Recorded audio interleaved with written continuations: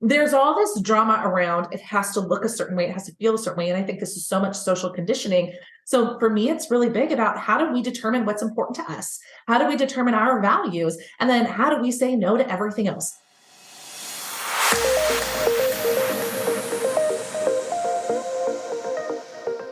Hi, welcome to the Connect with Sheila Botello podcast. I'm an entrepreneur, mom, self-care strategist, mentor, and creator of the Seasons self-care app. I'm committed to helping you reconnect to your purpose, elevate your well-being, and build your version of a happy, successful life. It is interview day on the podcast, and I'm so thrilled to be having Ryann Dowdy on with me. She's an expert in sales and created a Facebook community after chasing a dream that wasn't hers. This Facebook community grew to over 7,000 women looking to follow their dreams of starting a profitable business. And we're going to hear that backstory. But today, Ryann's mission is to create a safe space for every woman who has ever been told she's too much, too picky, too loud, too anything to come together and be fearlessly themselves. Ryann has been featured in Forbes, NBC, Fox, Associated Press, Daily Tech Geek, The Daily Dispatcher, to name a few. There's so many here. And I'm so thrilled that now she's joining us here on the podcast. Ryann, welcome. I'm so glad you're here. Hi, Sheila. I'm so excited to be here. So tell me about this path that you were on. Sure. You said that you had been doing everything right. And then you realized maybe checking all those boxes was not really the thing that was going to bring you the fulfillment. Tell me the story. Yeah, absolutely. So I spent 15 years in the corporate world. I like to tell people I retired from the corporate world as the director of sales for a digital marketing agency. And my story in that was I followed the, American dream prescription of success, right? Go to college, get a degree, get married, buy a house, have babies, get a job, climb the ladder, do the things. After I had my first baby, that baby is now 6, which is wild to think about, is really when it started to just change his perspective. It's just a different way to look at things. And I'm like, is this really it? Like, this cannot possibly all be all that God put me on this planet to do and to be and to have. And honestly, at the time, Sheila, I thought it was maybe just an industry change. I'd been selling marketing and advertising services for 15 years in different capacities. So when I went looking, I like to tell people I went looking for more, didn't anticipate finding entrepreneurship. That was not what I was looking for. I was just looking for a change, something that, gave me more fulfillment, more purpose. And that's when I really discovered entrepreneurship and learned the land of just online marketing and all the different ways to help people and to get help in the resources I needed as well. So left the corporate world in 2019. So it was 2017 was kind of my first inkling, finally left on the heels of baby number 2 at that point. In 2019, I've been a full-time entrepreneur since 2019, and I'm probably on iteration number 3 of my business. There's been a lot of, hooks and ladders and hooks and jabs. And so we've landed a lot of cool different places, but being in the room is my heart. And it's just been a really wild ride. Oh, and what timing. So 2019, right? You decide this is it. And then hello, 2020. Right. But you know what? Your whole life prepared you for that time. I'd love to hear, what happened for you at that juncture? Like, you had just gotten started the year before. What did you do? And really, what was where did you find the strength and capacity to be able to move through it so that, hey, you're still in business and you're in all of these beautiful outlets where people are hearing your name and your work? Sure. So, I was one of the people that 2020 was actually really good to me. So I taught my first iteration of my business.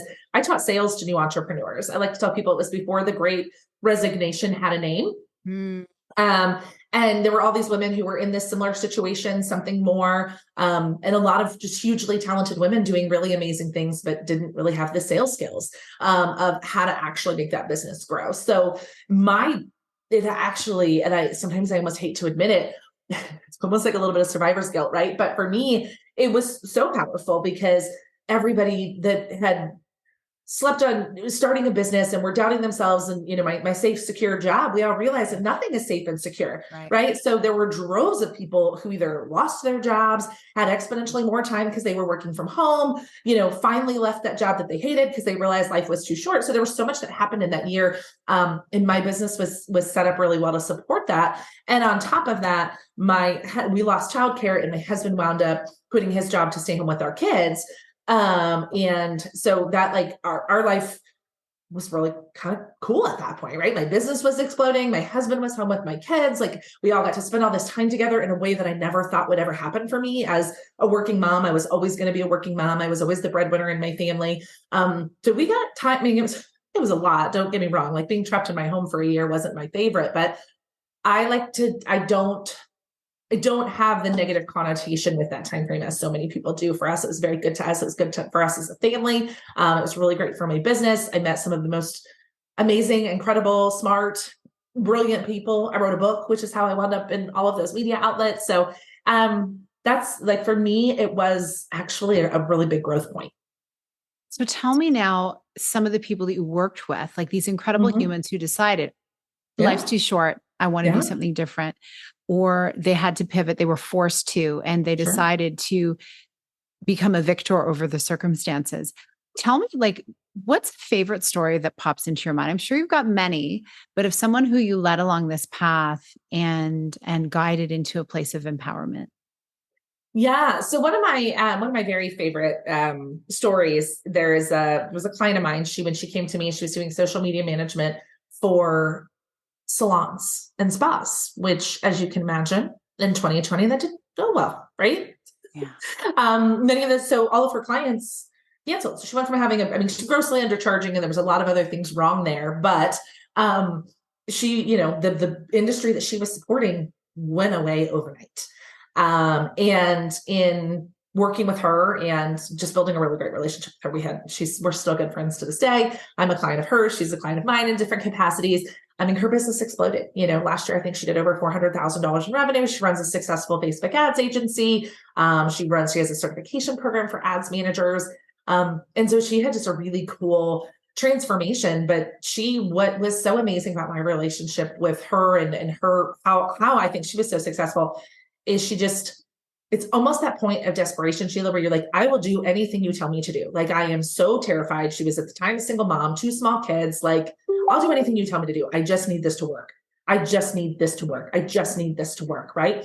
And so she took everything we said, everything we taught in our program, really doubled down on her mindset and her efforts, and her business is exploding, and she's an incredible human, and it's just so much fun to watch. Oh, it's so amazing.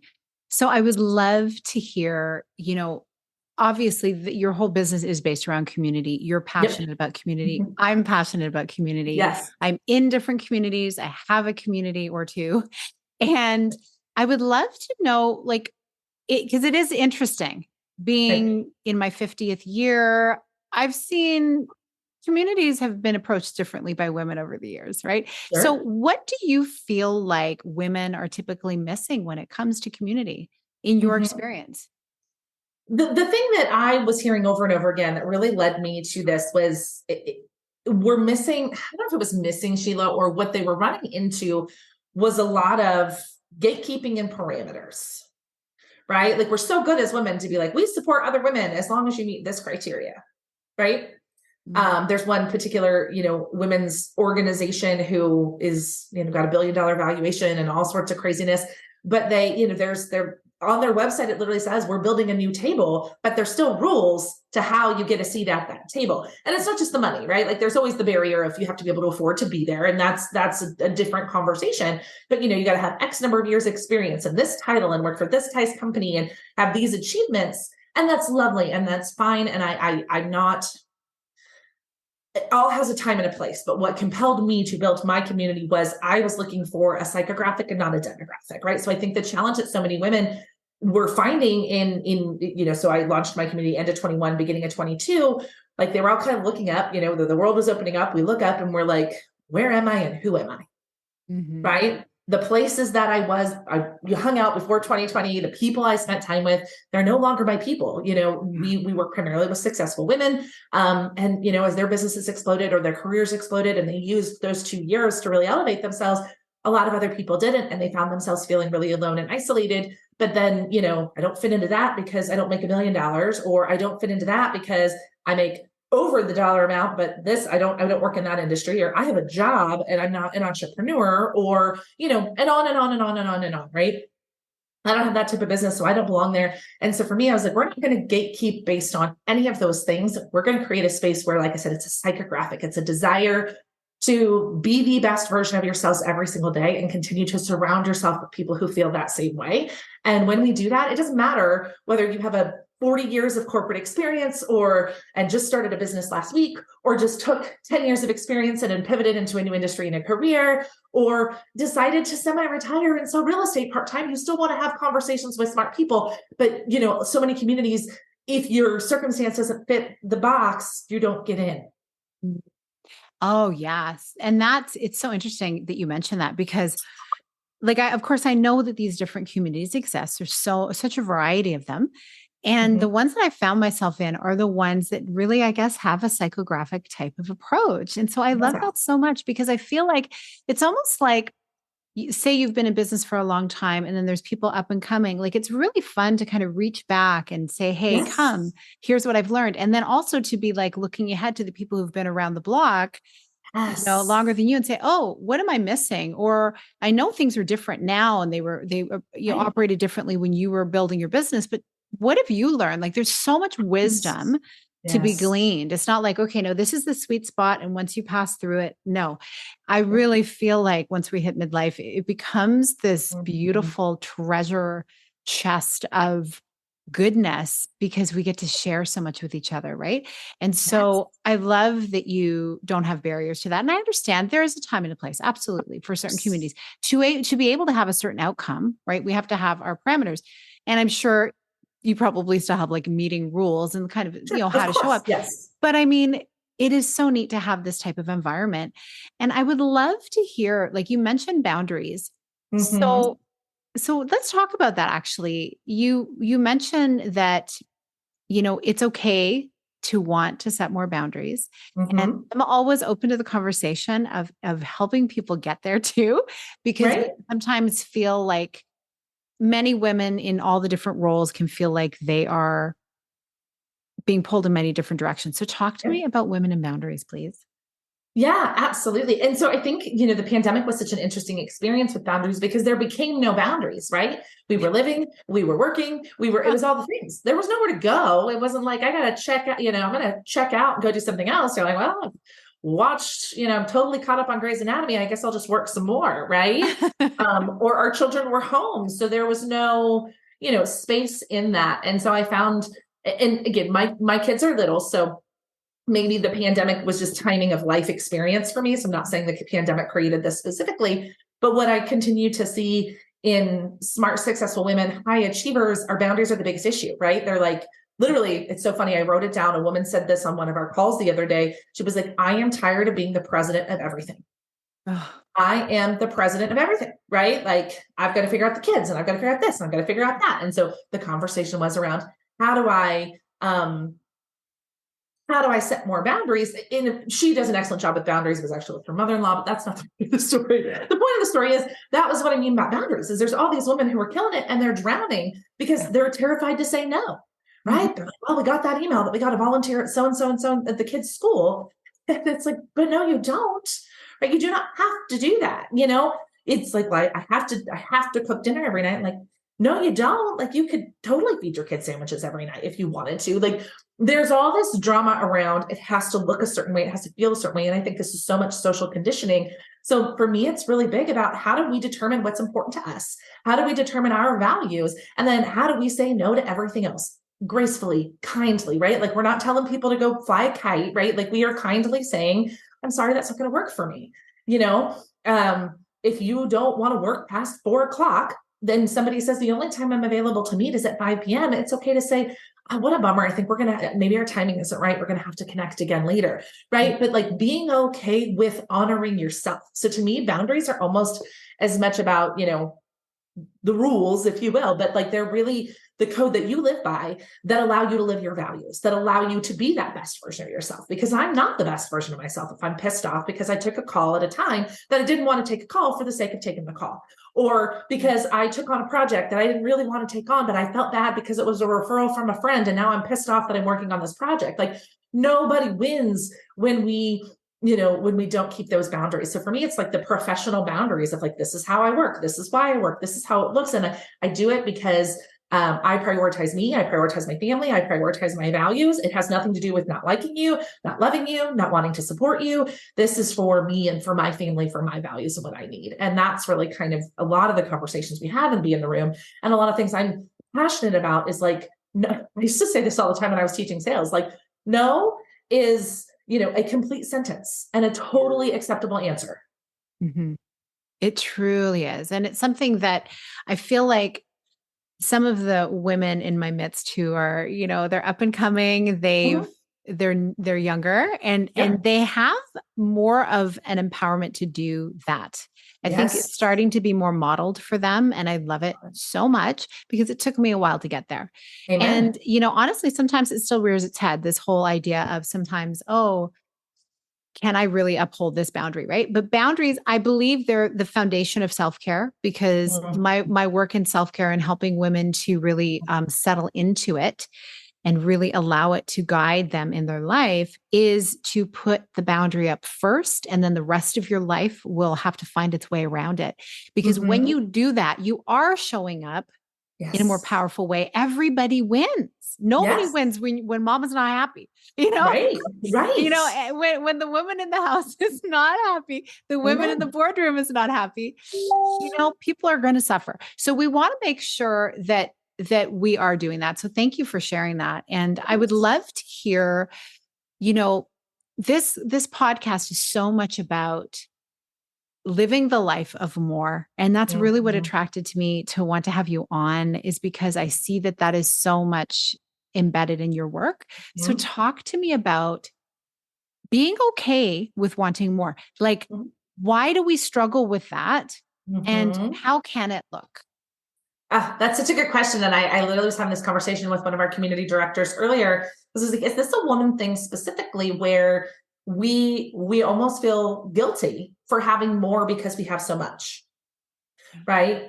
We're like, oh, well, my career, and that's that. And I went through this so hardcore when I woke up in 2017 and was like, what am I doing with my life?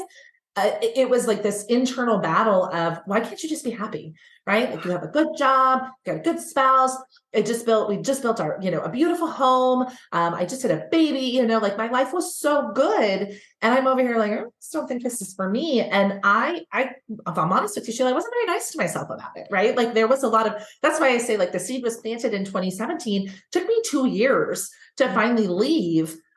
Because I spent so much time fighting myself for what I wanted, making myself wrong for wanting what I want. And I think a lot of it is society. We're taught that, like when we're kids, we're taught to just be grateful with what you have. I mean, hell, we do it to our kids, and I try so hard not to, but my son's birthday is Valentine's Day, right? So Christmas and Valentine's Day are 6 weeks apart. Yeah. And, it's always like, I want. And I mean, I've taught myself telling him, like, I want you to just look around at all that you have. And now you're whining because you didn't get A, B, C, X, Y, Z. So I choose my words very carefully with him because I don't want him to, it's more, there's, I think, a more graceful way to have that conversation with our children. But that's what we're taught. You have a lot of toys. Why do you want more toys? So it's no wonder that we wake up in midlife and we're like, well, so I want more success, but I have a lot of it. So why should I want more? Because our parents told us no when we were kids. And I'm not vilifying our parents unless yours deserve to be vilified. I am just telling you that society has taught us that enough is enough, right? And then we also have been sold this lie of it's a pie, and if you take more than your share, somebody else doesn't get theirs. And I think that's where that comes from. That lie of limitation, I think fuels so much of our fear of going after more, because it's like, well, I've already had more than my fair share of goodness. If I continue to go after more goodness, somebody else isn't going to get their goodness. And I believe that to be completely untrue, right? I believe that there is more than enough goodness for all of us to be blissfully happy, and share it with our kids, and share it with the women coming up behind us, and share it with our families. But we're not taught that, right? Like the typical conversation that's being had is like, you got to get yours, as this idea that if you don't get yours, there won't be any more. Oh, yeah. And, it's just like, I really hope listeners just take a pause for a moment, take that in. Because let's just think about what I'm always talking about is nature. Let's look at nature and let's see how abundant it is, how regenerative it is, how there's always like the leaves fall in the Northern Hemisphere in the autumn. And now I'm looking out my tree and I see my oak and my maple coming in. The little buds are going to start to blossom every year. Oh, you know what? There's more leaves. Right. It's taller. There's more to rake. And I know it's a simplistic thing. And I know we look around the world and we do see the evidence that people want us to see of scarcity. And that's not because it doesn't exist. That is because of greed and broken power structures. Amen. So for those of us who actually have the access and capacity to be able to go out and have that life that they want of more, then it also behooves us to be generous. And I know, like, I can just tell from our conversation, you're a kind-hearted, generous person. Otherwise, you would not have this large community of women that you're serving, which technically, you don't really need to do. You chose to do it. So you're serving. So when we have, the more we have to give to those who perhaps are unable to give to themselves. And so that's the community. That's the connection. Thank you for that. And like, let's just keep screaming that from the rooftops. Yes. Abundance is the truth. Yeah. No, it's such an important conversation. And, it comes up in our careers and our jobs and our money and our relationships. We're always, and it's actually almost harder in relationships sometimes. And my husband, he's been home with our kids for 3 years. He actually just got a job completely on his own. Like the kids are a little older. I think he's starting to feel a little bored. And all these other things. And he's such a nice guy, right? But our marriage isn't perfect and we're two humans. And there are days where I literally feel bad for asking him to do more because he's already such a good guy and he's already such a good dad. Like I catch myself doing it, right? Like we're all humans. And it's like, but our job, like iron sharpens iron, right? The better that we get, the better that the people around us get. But I mean, that's, I've gotten really good at that with like money and career, but I think it's still a pain, not almost a pain point, but it's still something that's present in my relationships, right? Where it's like, I feel guilty for wanting more out of a relationship. I feel guilty because I don't want to single-handedly run a friendship and be the only one who reaches out, and be the only one who plans things, to be the only one who invites a friend or sends a text message to check on them, right? So I'm still learning this as well, but I think that's where it comes from, is this scarcity idea, or it's good enough, or they already do so much, or, I get it. People reach out to me all the time like, Ryann, I know you're so busy, but, and I'm like, dude, actually I'm really not, because I have excellent boundaries. I'm only as busy as I want to be. And if you invite me to do something I don't want to do, or I'm unable to do, I'm completely comfortable telling you no. But so many people struggle with that. And so for me, that's what it really is for me to like want more and be okay with more. And your more doesn't give somebody else less. It's so true. And it's great that you're modeling that for the people around you. And I just think this conversation needs to keep happening in so many different circles so that we can just make it the new normal. Yes. So this is wonderful. I would love for people to know, where can they get your book? And I know they can find you. Can they get it at beintheroom.org? I don't even know if the book is there. So it's actually funny. The book that I wrote is called The 100K Sales Method. It was in my sales life. So if you go to Amazon and you search for, you just search by my name, it's called The 100K Sales Method. I wrote it during the pandemic and we launched it. And then I did a total rebrand. My team was like, what are you doing with your life? And I'm like, sorry guys. Nobody knows at this stage. It's okay.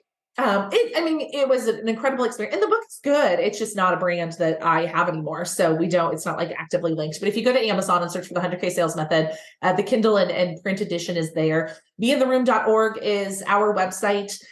We have a Facebook group called Be in the Room. We hang out over on Instagram at Be in the Room Official. I am like an active, real human that spends time on the internet. So any connections, send a connection, send a DM. I love to talk to people and serve people and have conversations like these, because as you pointed out, Sheila, there's no wrong time to have these conversations and no wrong way to have them. So I'm always Right. open. Oh, I love it. I love your generous spirit. I so appreciate you. And Of thank course. you for modeling what it can look like to just dive in, get started, and then change your mind and change direction. Because like when you said that, like your team was like, what are you doing with your life? Hey, none of us ever know what we're doing with our life. So No. it's okay. One of my favorite books. Go ahead. Yeah, one of my favorite books is Winging It by Emma Isaacs. Ooh, fun. It's like nobody knows what they're doing. And No. really, if we knew, how would innovation ever happen? Ugh. Right? So many great ideas have happened while you're trying to do something else. Right. Yep. So we are just examples of that. And I so appreciate that you are doing it, and you're doing it with great boundaries, and you're doing it with great energy too. Thank you so much. Thank you for being here. I appreciate you. I'll make sure that we link everything in the show notes. Sounds great. Everyone who's listening, I just want to say, have a boundary check with yourself, and also have a barometer check with what is your limit that you're putting on yourself to the life of more for you. I mean, more is different for all of us. We would love to hear. So make sure you tag both of us on Instagram. Again, those links will be in the show notes. And I'm so grateful that you listen. I'm so grateful that you take this space for yourself. And I hope you have a beautiful rest of your day. Big blessings.